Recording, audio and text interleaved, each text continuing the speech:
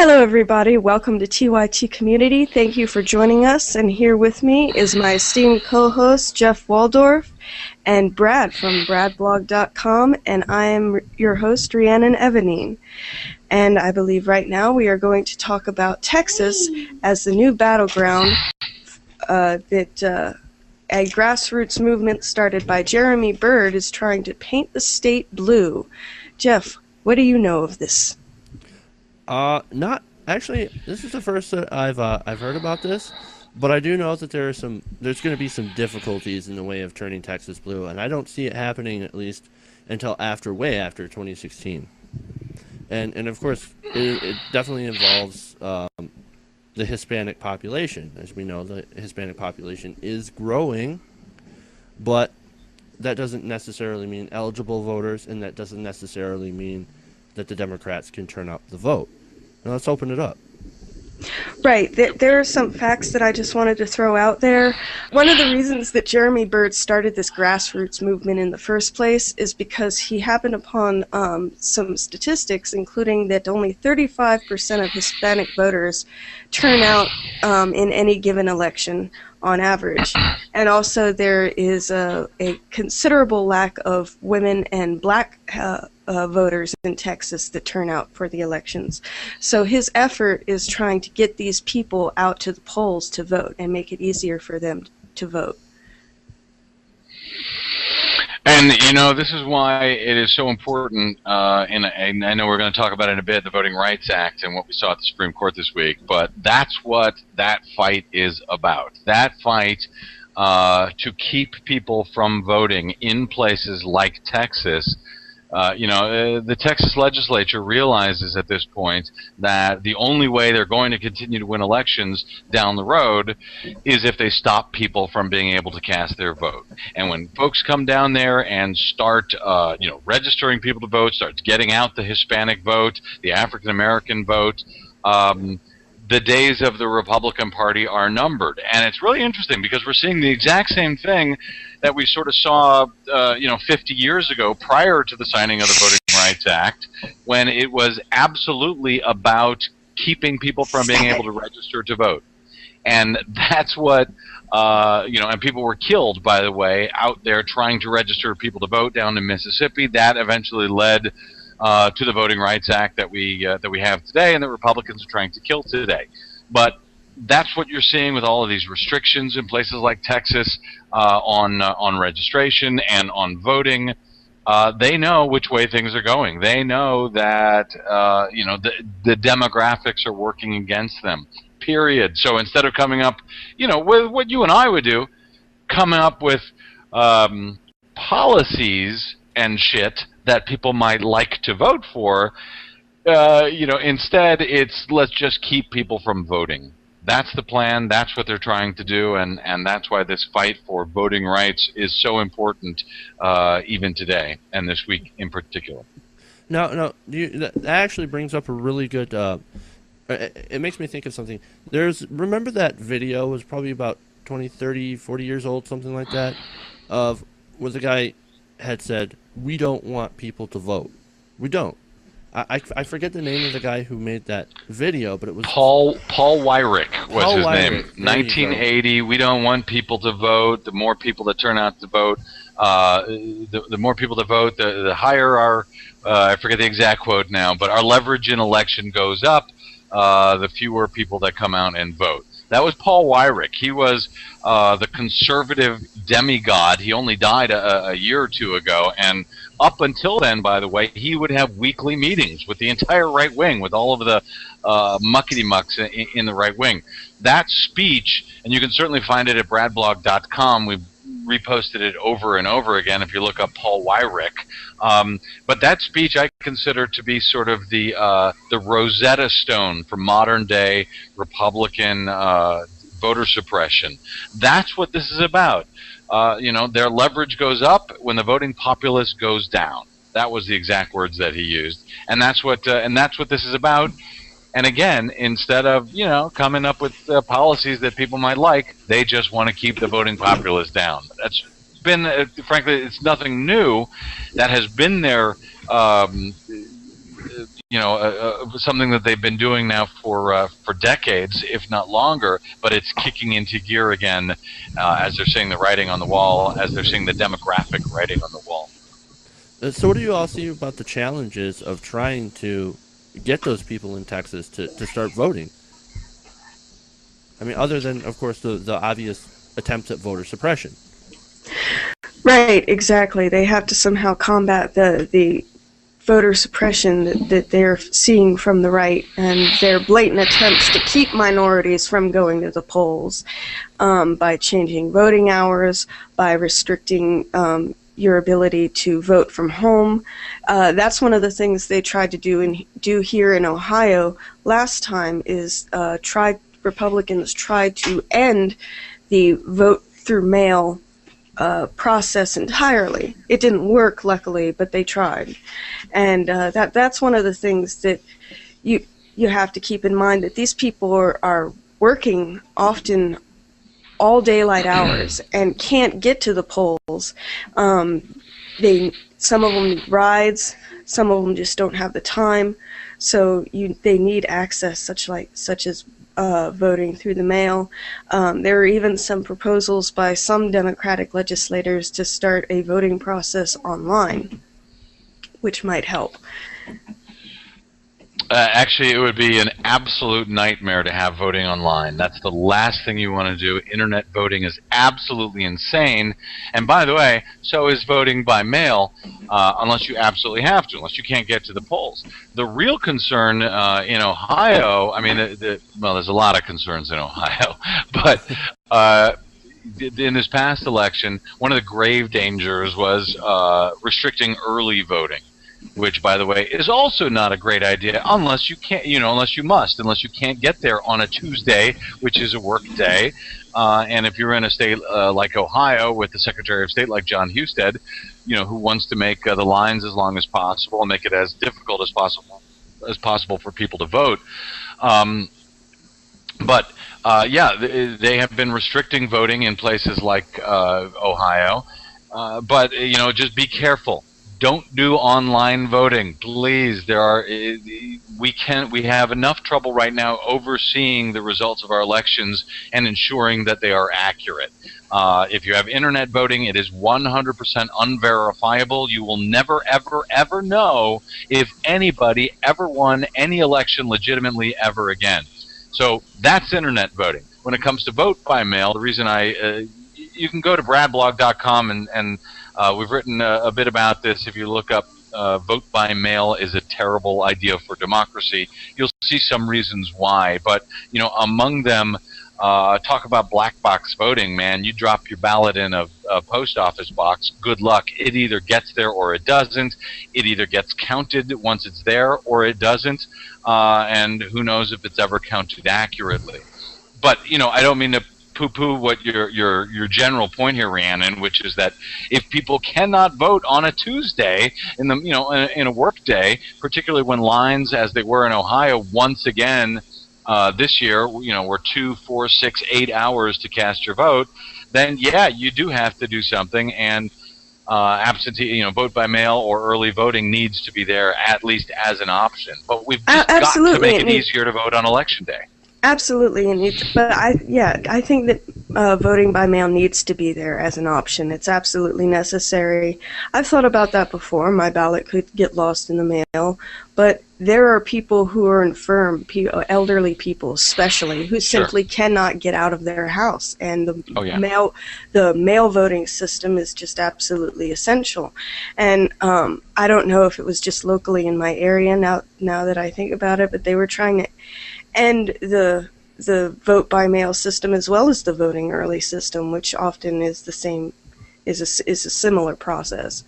And they were also trying to change the voting hours, right, in this particular area to make it as inconvenient for people as possible. Exactly.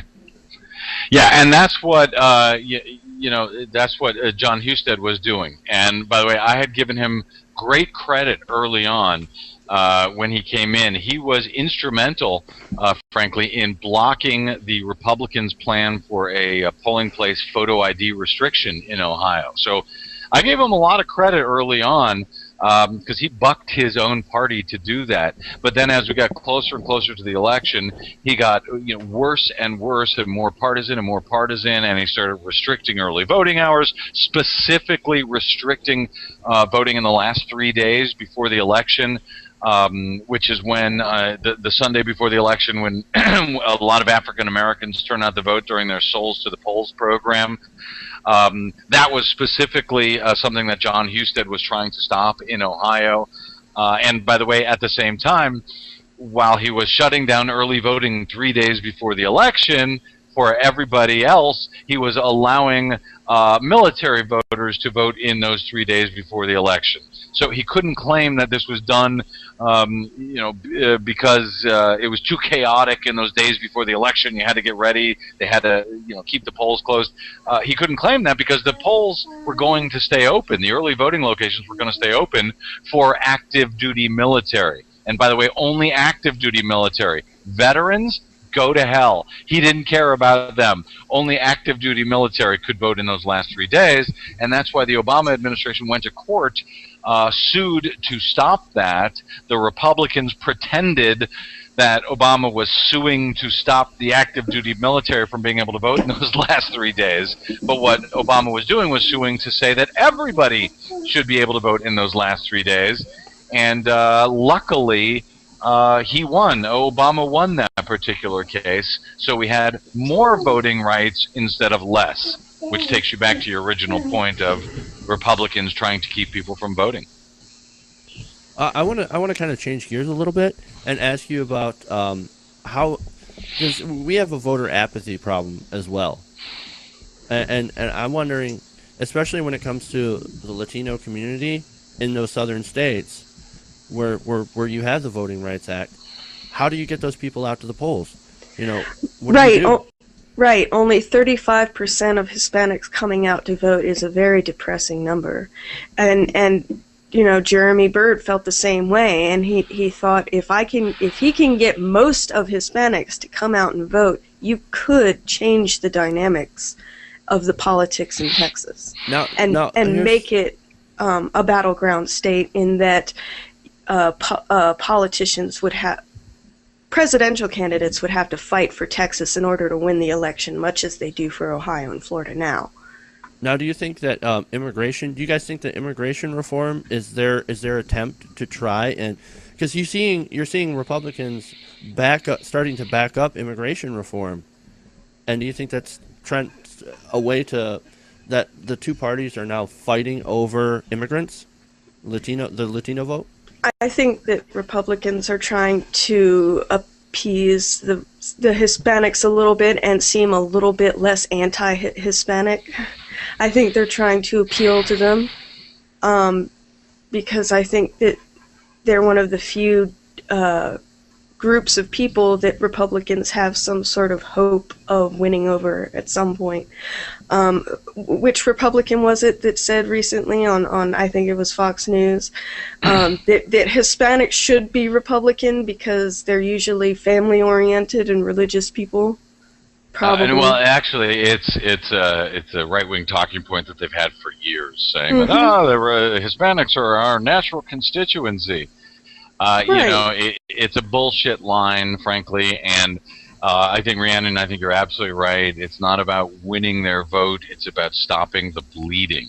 They have been absolutely, telling the Hispanic community to go to hell for the last 5-10 years at least.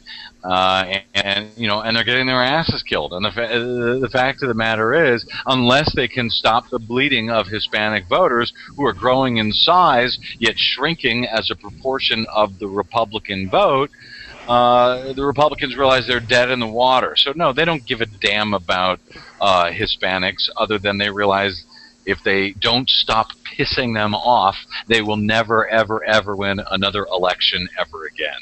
I think they're genuinely afraid because they don't don't have the woman vote and the majority of the woman vote. They don't have the majority of the black vote at all. They're running out of rich white men to gather to their forces. So if they don't win over some minority or some other demographic, then they are going to die as a political party. And then here come the tokens. You've got your Ted Cruz. You've got your Marco Rubio. I mean, come on. You know, they're going to bring out these tokens on Fox News and say, look, we're Latinos and we're conservatives. We have those family values and fiscal conservatism that you should come to embrace. Those liberals are bringing you down. Are you saying their efforts are hypocritical and they don't really mean it, Jeff? Oh, I would never say such a thing. I hope not. I hope not. I hope you would not question their motives. You know, it just totally reeks of 100% hypocrisy, and that's what all that we've seen come out of the Republican Party as of late. And they're heading towards an implosion.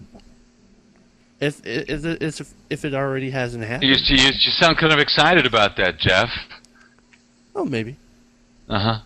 Actually, you know, because I've heard a lot of people say that, oh, I can't wait for the Republican Party to die. You know, I would sort of make a counter argument. I don't think it actually helps for there to be such a weak Republican Party right now and such a crazy Republican Party right now. I think it actually helps the process. I think it helps actually the progressive cause for there to be a legitimate Republican Party rather than the crazy off the rails Republicans that we have now. And I'll sort of give you one example of that. Obamacare, the health care bill, because the whole idea of what we ended up doing with the this market-based solution was initially a Republican idea. And it came out of the Heritage Foundation. It was used, the bill, pretty much the bill that we the mandate bill that we eventually settled on, that came out of as a response to the Clintons' healthcare proposal back in the 90s. So because there was no vigorous argument for a Republican version of healthcare reform, what you had was the Democrats sort of moving to the center and trying to find consensus on their own, bargaining with themselves, adopting the position of the Republicans. Now, if you had the Republicans actually putting forward the mandate idea as their own idea, you might have had the Democrats on the other side talking about single payer, and maybe you would have ended up in the middle with a public option. But because there was no legitimate argument on the right, you just had the Democrats moving all the way over to the right and eventually, adopting the Republicans' plan. And the Republicans were actually able to throw up their hands and say, oh, my God, this mandate, it's outrageous, it's tyranny. I understand what you're saying. Yeah. The fact that the right is so far, far, far to the right actually ends up pulling the Democrats across the line to the right as well. Right. Well, when Obama... And you've seen this a lot. Obama's a centrist Democrat, okay? He's very centrist, even center-right. And so when he proposes right-wing plans, because he thinks that, oh, hey, they'll agree with this. They'll get this done, and I can have my legacy. It's all about building that legacy, right? So he goes and proposes their own plans, and, of course, they have nowhere to go except further right. And then suddenly you're hearing tyranny, Marxism, socialism, communism. Dude, those were your ideas. Yeah, because there's no real competition for ideas, and competition is good, as in, legitimate competition in capitalism, but legitimate competition in politics as well, in the arena of ideas. And because there is no competition, because you've got sort of one party off in la-la land, talking about the mandate is tyranny and will enslave us all, you don't really have a legitimate debate. And that's what's missing, and I would argue that that is not good in truth for progressive ideals ultimately, as much as people love to see the idea of the Republican Party crashing and burning eventually, as it will. Well, see what we're thinking is actually when the Republican Party implodes, it's not just going to completely fall apart. It's going to splinter up into smaller factions. I could see a libertarian faction that will eventually start gaining steam, because some of the libertarian ideas are actually incredibly popular, because it casts off that that religious fundamentalist aspect of the Republican Party and goes, we're hip, we're with it. Go ahead and smoke your weed. Go ahead and have a gay marriage. And by the way, I want to cut your taxes. That's a popular message, especially for people my age, people that are in the tech business, people that are approaching middle class or in middle class. They're like, yeah, I want low taxes too. And then you're going to have the crazy fringe, that party that's going to cast off, that's going to collect all of those religious conservatives, the Tea Party. Yeah, and then I think whoever is left, I think will coalesce, I think, into a more moderate Republican Party, if that doesn't happen with the libertarian wing, which could very well happen, in my opinion. Well, I think that we need to wrap this up and go ahead with final thoughts. Jeff, you start. Like I said in the beginning, I don't think Texas is going to turn blue anytime soon. I think immigration reform, once again, is just kind of a ploy to try and boost the Hispanic vote. I don't necessarily know if it's going to win. The jury is out on that one, but I do applaud them for trying.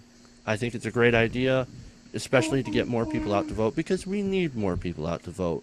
We are so apathetic when it comes to our rights as the citizen, and nobody seems to really understand that it's their right. When you talk to some regular people and go, did you vote today on November 6th? Did you vote today? What for? Why bother? They're both the same.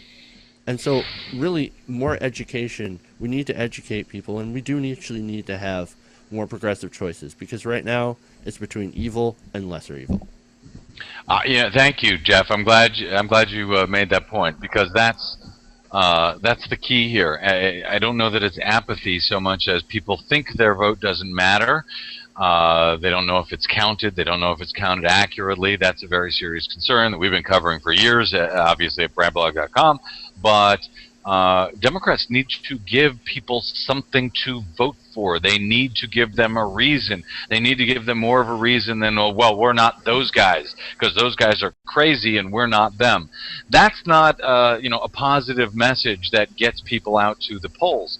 And so I think a lot of the apathy is exactly as you say, because there's sort of both parties, while they are by no means the same, they're both kind of the same in many ways, and Democrats don't get out there and sell a real progressive message to get people fired up, to get to the polls, to actually change this country.